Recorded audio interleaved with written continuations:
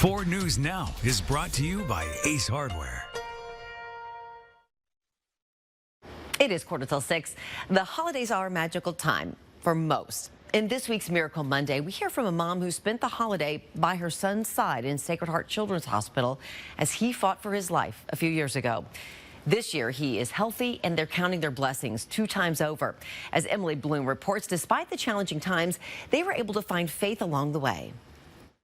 As Kelly thinks back a few years when her son was battling leukemia during the holidays, she remembers that it was elements just like this that added a glimmer of hope to their stay.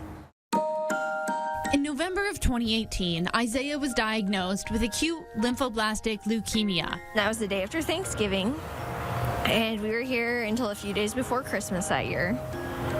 So we experienced the lights and all the activities they did for a lot of the kids since we were here most of the holiday season.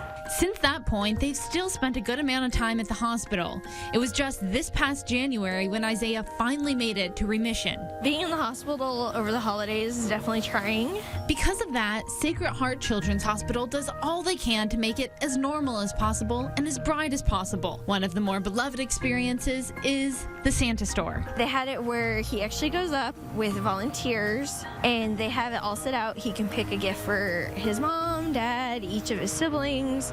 They help him wrap it. It was amazing. This gives kids the chance to shop for others as they normally would. Only at this store, it's all shopping at no cost. The impressive gifts are donated by corporate groups and individuals, oftentimes even former patients. He really enjoyed it, especially when he didn't have a lot to look forward to that year. And the Cowley Park lights add a touch of magic each and every year. Every night we would look out, and sometimes even after he would go to sleep, I'd sit there and look out at him too. So definitely gives you hope.